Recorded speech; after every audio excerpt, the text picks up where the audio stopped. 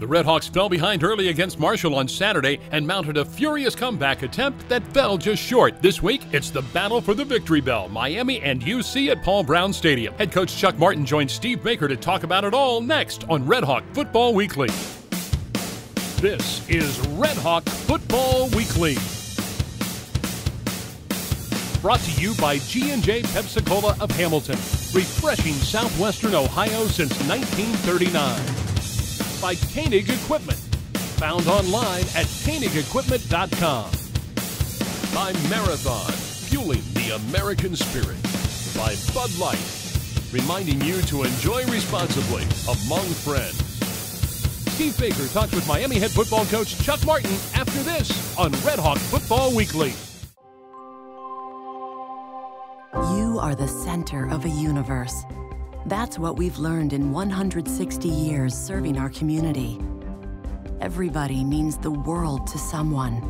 So when you're in here, or if someday you find yourself in here, and when all you can think about is the world that revolves around you, we'll be a world that revolves around you too. Mercy Health. Healthcare for the universe of you.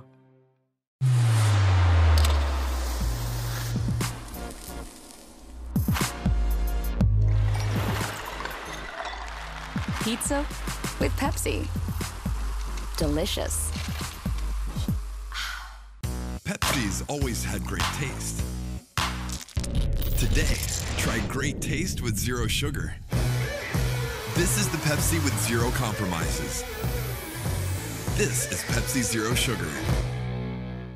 Welcome into RedHawk Football Weekly. I'm Steve Baker, the voice of the RedHawks. Miami coming off a 35-28 loss to Marshall on homecoming Saturday, the home opener, season opener at Yager Stadium, as Miami will look to take on the Cincinnati Bearcats this week, a home game for Miami, but played at Paul Brown Stadium in Cincinnati. Joining me, head coach Chuck Martin. And coach, before we ever talk about the football game, a 2.5-hour rain, lightning delay before the game ever got started, which to me is way better than trying to get things started and then delaying by lightning again. But still 2.5 hours, but both teams had to spend in the locker room.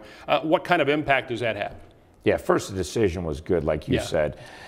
We had had all these lightning delays. They looked at the radar, they pushed it back, and then once the game started, we got to play through clean, which was huge for everybody. Stinks for the fans, stinks for the players, stinks for everybody. But it was a really good decision we made. It's a difficult situation for everyone. It's not optimal, but we got a lot of help from food services, which we really appreciate. Got some food over. We're in the APC. We're not in the old Yager Stadium, which in the old days, the lightning delays were not as comfortable. So we're in a comfortable place. And everybody managed it well, and it was the same for both teams. And then you got to go play the game. You go out and play the game, and everybody's ready to go. Both teams are ready to go. And maybe a little too much adrenaline on the defensive side, as on the first two Marshall drives, you get 2 PIs that helped lead Marshall to points. Yeah, I don't know. Just some anxiety in the first 2 drives. One holding penalty, 1 pass interference penalty that were senseless. We were in good position. The ball was overthrown. The play was over. We were going to have them 3rd and 9. We were going to have them 3rd and 7 on both the first 2 drives. Maybe a little anxiety, maybe a little overzealous, who knows? But when you're in good football position, there's no need to PI or hold, and we did that a couple times. So those were just difficult plays that could have got us in a position to get off the field, and then the penalties kept drives alive. And again, it has to increase the sense of urgency for your team, both sides of the ball, once you look at the scoreboard and you're down 14-0. Yeah, you're down 14-0, close to the end of the first quarter. Offense has had 1 possession. There's a lot of football left. If you have an immature team, probably things are going to get pretty ugly at that point. If you have more of a mature team, which we feel like we do, we think the kids can play through it and put themselves in position to win a game. Let's take a look at the highlights from the first half, and right away you get James Gardner involved. Yeah, no, that's always the game plan, is to get 81 involved as much as possible. He makes a nice contested catch. You really get really good protection here. They're bringing pressure, as you can see. Offensive line, and Alonzo picks it up. Good throw by Gus, great catch by James. Move into the second quarter, and once again, James gets you out of a hole. Yeah, nice job again. Perfect protection, good play action. Gus reads the coverage well. You got a lot of options on this play. You got wheels, you got inside verticals. He finds James open over the middle, gets us out of, get a nice stop defensively, then offense gets right out of the hole. Running game, you go to Alonzo Smith on the carry. Yeah, really nice run by Zoe here. Good push up front, good vision north and south, as Zoe is always doing. Did a really nice job offensively, mixing in run pass. And here's one of our first nice runs of the game. You can see him take it up in there, making men miss, pulling out of tackles, and that was for a gain of 8 up the middle, and this one's even better, an 18-yard pickup. Yeah, really nice job. Misdirection, counterplay, really well blocked, and then Zoe, obviously, anytime we get our backs in the second level, there's a good chance they're going to make people miss. Makes a safety miss, turns it into an 18-yard gain. You'll hear on the replay, really nice job up front with the blocking, kick-out block, Becker's pulling around, and then Zoe does his deal. Does a great job of gaining some yardage for you. Another look at it here as the blocking was key up front, and it leads to 18 yards and a first down. Later on in the drive, you go back to James Gardner again. Yeah, nice third down play, good execution, good game plan design on a 3rd and 8. Throw the ball underneath James for a first down, moving James around the field. Now he's out to the field on this one. First 2 he caught from the boundary, so really nice job by the offense. Critical 3rd down conversion. Drive fails on 4th down, but your very next drive, you can tell the offense is figuring things out. Kenny Young with a strong run. Yeah, this is only their 3rd possession of the game, so they had a really nice 2nd possession, and here's your 3rd possession. Again, good push up front. Really nice job by Kenny, keeping his legs moving, bouncing off would-be tacklers and pushing forward for a nice gain. Nate Becker over the middle. He finds a seam in that Marshall defense. Yeah, nice job. Really spread the ball around nice. Obviously, James is our focal point in the air, but we got the ball to our backs. We got the ball to our tight ends. We got the ball to Jack Sorensen. So really spread the ball around and took what the defense gave you. You want to get your backs out in space, and you get a good look here from Kenny Young. Yeah, really nice job on a screen play. Good call, good design, good blocking down the field, and Kenny Young gets us from 2nd and extra long to 3rd in a really manageable position. And again, nice little screen pass, well blocked out in front here as the RedHawks keep moving further into Marshall territory, and then you go to Luke Mayock. Yeah, Mayock had a great game for us. Blocking, running, catching, did everything. Played a tremendous football game. Good blitz pick up there by Kenny Young. Great job by Gus, finding Luke on a critical 4th down, keeping the drive alive. And again, Mayock for 7, as you see the catch here. Got those feet in bounds on that far side for a first down. And then once again, you go back to Mayock on a 4th and 5. Yeah, this is actually to Sorensen on the Sorensen bootleg. on the touchdown. Yep, really nice job, 4th and 4, little bootleg. They took away the first option, the flat route, and Gus got the over route. Jack makes his first big play at Miami. We talked about Jack last week, thinking he's going to really have a nice season for us, and he's off to a great start. Here you see good job up front. Gus finds his 2nd option. Jack does a great job of getting north and south, make a guy miss, and get in the end zone. We're right back in the game at 14-7. 14-7 as Marshall would score late. And again, another look at the touchdown. And under pressure, Gus Ragland delivers it to Jack, makes a nice move, and gets into the end zone. Jack Sorensen with the touchdown. Marshall would score again later in the half and go to the locker room, leading Miami 21-7. And Coach, the offense got things going. The defense started making stops for you, but still you're 2 touchdowns behind. What do you talk about at the break? Yeah, really disappointed defense that last drive. Again, misfit the run and should have been stopped, got off the field, and we didn't do it. And we got some momentum offensively, and then defense gives it back. But we know we can get stops. We know our offense move the ball. There's 30 minutes to play. We got to keep playing. We know that if we don't play better defensively, we're not going to have a chance, but we feel like we can. 21-7 at the break. When we come back, we'll take a look at the second half. And also, don't forget, a little bit later on, we'll preview this Saturday's matchup against the Bearcats and the battle for the victory bell. From the creators of Dr. Pepper comes the story of a town where every day is Saturday and everyone is a fan. And this fall comes the most dramatic season I can feel it of their lives. What is it? New neighbor sheriff. We're Batmans. Everyone wants that trophy. Are you kidding me? Dr. Pepper, the official drink of Fansville, kicking off this fall. Nothing can stop me. I'm all the way up. All the way up. I'm all the way up. I'm all the way up.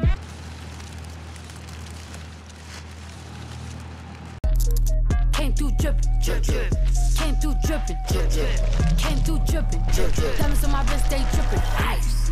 Came through drippin', drip, drip. Came through drippin'. Mountain Dew Ice, a clear, refreshing lemon lime dew. This segment of RedHawk Football Weekly is brought to you by Courtyard Marriott Hamilton, conveniently located just miles from Miami University. Back on Red Hawk Football Weekly. Welcome back as we're ready, just about to take a look at the second half of action in this football game. And Coach, you talked about what you said to your team there in the second half, and you come out, both teams, kind of in the third quarter. Everybody's got everything figured out. Nobody was able to do much of anything early in that quarter. Yeah, good news. Defense was starting to stay in their gaps, was starting to stay in their pass fits or run fits. A lot of the mental breakdowns we in the first half were starting to clean up.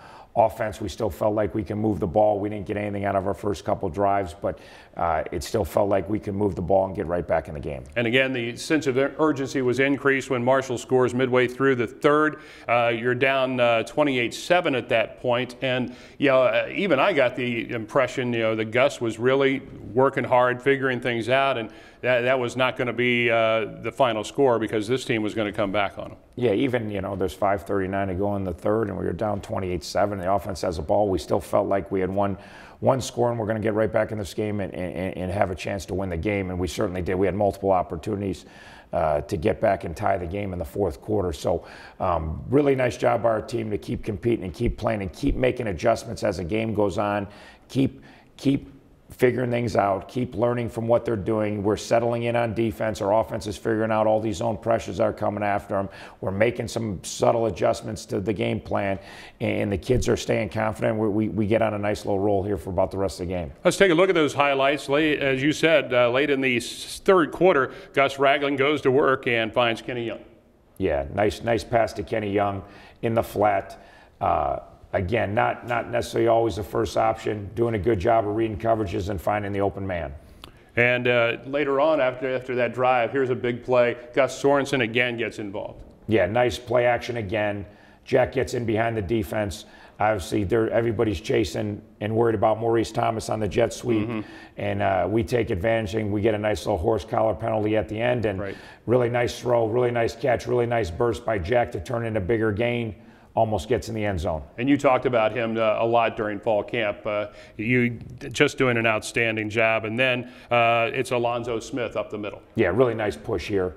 Knocked it in, gets us right back to 28-14. There's still about 20 minutes left in the game. There's still plenty of time. College football points happen very quickly in college football, so we knew there's plenty of time. Love our kids' compete level, love their focus, love how the sidelines feels. We feel like, all right, let's get a stop and let's get back after them, which we do. And that's exactly right. Defense gets you a 3 and out, and then you go back to work after that 3 and out.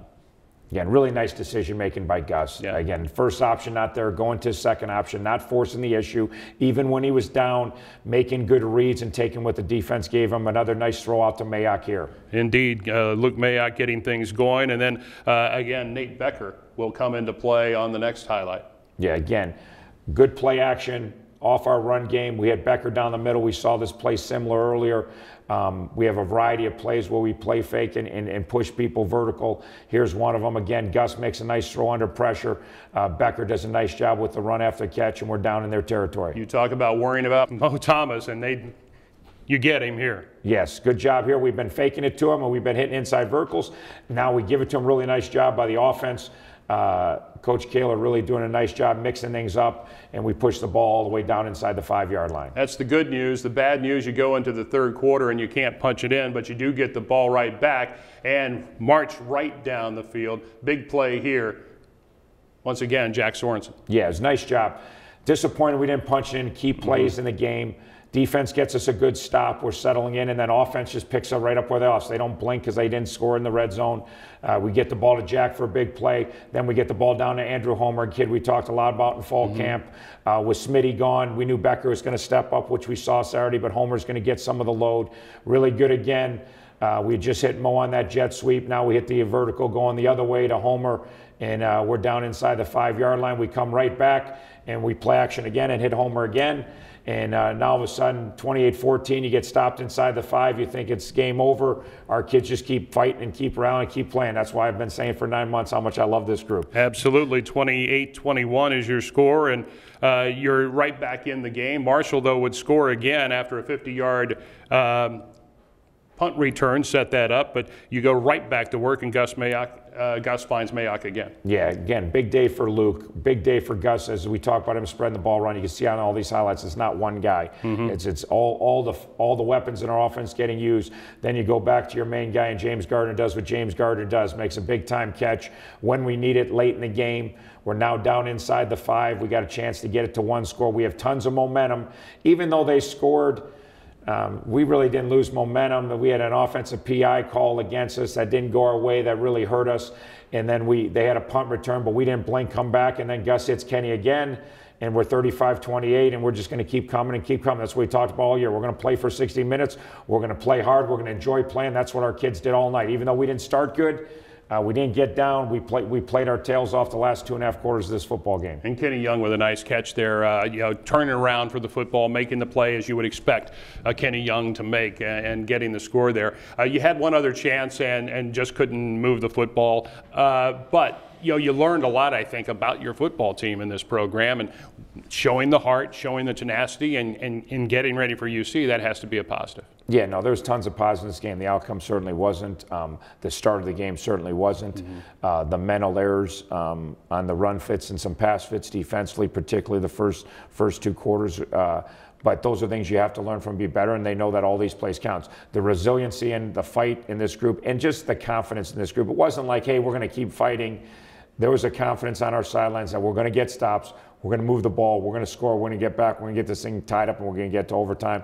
Didn't quite get it done, but came very close. You talk about the mental mistakes and that sort of thing, and I know that's one of the things you talked a lot to the team about in fall camp, and certainly less than we saw a lot last year at times, but I know that's something that really concerns you when you're talking to the team. Yeah, no, it's the mental and physical toughness what wins games, and we showed physical toughness throughout the game. We showed a lot of mental toughness, but we didn't show enough mental toughness. And again, like we talked in the presser, there wasn't bad football being played. There wasn't. We have to be a little bit better in a lot of areas, not a lot better in a lot of areas. There's small mistakes that, because of Marshall's speed, because of Marshall's athleticism, they took advantage on both sides of the ball. You had to do things at a high level. Marshall had a really good team last year. They got 19 starters back. You're a little bit out of your fit. Their backs took advantage of it. You're a little bit off on this. They're going to take advantage of it. The yardage was even. The game was even. The play was even. We probably made a few more mistakes than they did across the game. We got to make a few less mistakes this weekend. The University of Cincinnati Bearcats are the next opponent, 8 o'clock this Saturday night at Paul Brown Stadium. It's the Miami Blitz. It's a Miami home game, and we'll preview that game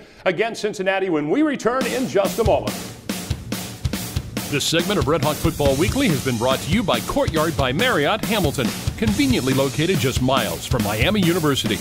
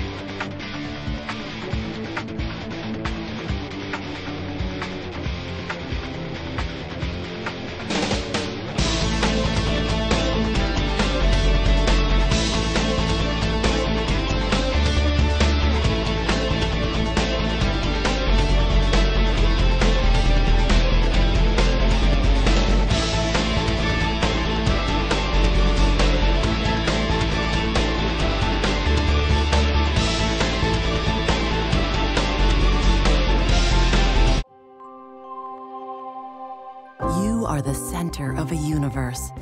That's what we've learned in 160 years serving our community.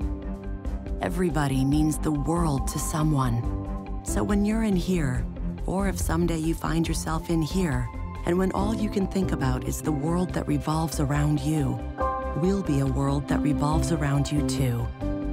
Mercy Health. Healthcare for the universe of you. From the creators of Dr. Pepper comes the story of a town where every day is Saturday and everyone is a fan. And this fall comes the most dramatic season I can feel it of their lives.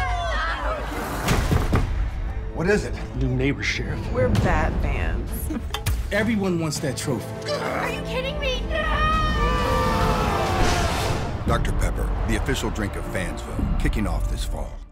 Hello again and welcome into Red Hawk Football Weekly. Steve Baker along with head coach Chuck Martin. Happy to have you along with us here on the show. And Coach, Cincinnati week is always a big week. Battle for the bell and so much going into it. Miami Blitz, I know there's a lot of Miami activities going on in Cincinnati, but you push all those aside and the football game itself looks to shape up just like every other Miami-Cincinnati game. A tough, hard-fought football game with a team that's coming off a pretty good win.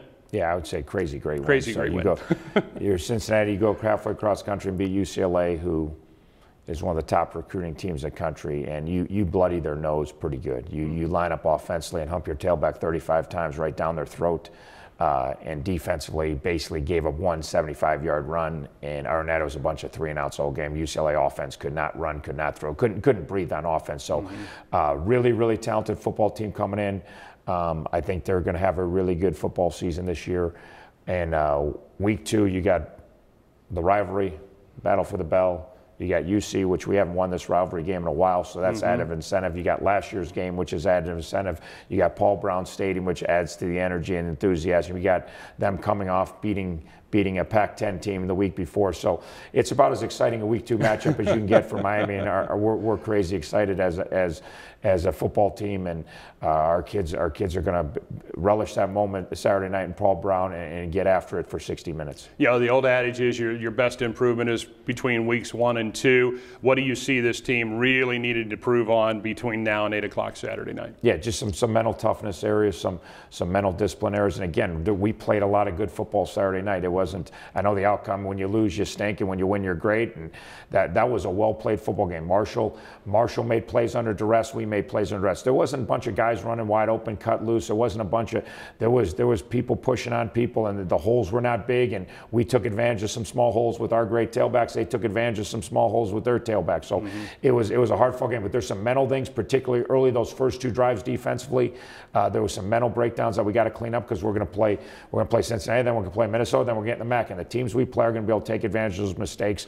So just clean up some things mentally, keep getting after it, keep playing together, and find a way to play mistake-free football. A physical game on Saturday night, no doubt, against Marshall. Health-wise, you played a lot of guys. I think we came out pretty well. Yeah, pretty good. So we got a nice 3-game juggernaut leading in conference play. It's going to be physical, more physical, and Cincinnati style's even more physical than Marshall. Equally big, strong, and athletic, probably bigger and stronger defensively, size-wise. But it's going to be another physical battle. We've talked for 9 months, and our training staff and our medical staff and our weight training staff has done a great job of trying to get our guys ready for this voyage, because we've been talking about 3 games out of shoot. You better be physically ready to go. It's not going to be 1 game, and we held up pretty good week 1, and we're excited about trying to hold up week 2. Coach, best of luck this Saturday. Thanks, Baker. Miami versus the Cincinnati Bearcats. Myself and Terry Bridge and Randy Hollowell on the air from Paul Brown Stadium at 7 o'clock on Saturday night to bring you the action on the Miami IMG Sports Network. Until then, for Coach Martin, I'm Steve Baker, the voice of the Red Hawks, saying thanks for watching Red Hawk Football Weekly. This has been Red Hawk Football Weekly, brought to you by G&J Pepsi-Cola of Hamilton, refreshing Southwestern Ohio since 1939. By Koenig Equipment, found online at KoenigEquipment.com. By Marathon, fueling the American spirit. By Bud Light, reminding you to enjoy responsibly among friends.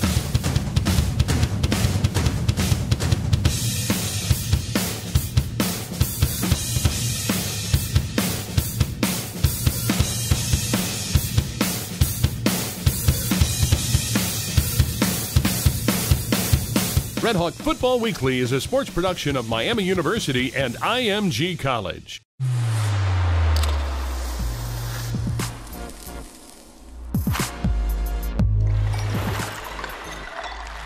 Pizza with Pepsi. Delicious. Pepsi's always had great taste. Today, try great taste with zero sugar. This is the Pepsi with zero compromises. This is Pepsi Zero Sugar. You are the center of a universe. That's what we've learned in 160 years serving our community. Everybody means the world to someone. So when you're in here, or if someday you find yourself in here, and when all you can think about is the world that revolves around you, we'll be a world that revolves around you too. Mercy Health. Healthcare for the universe of you.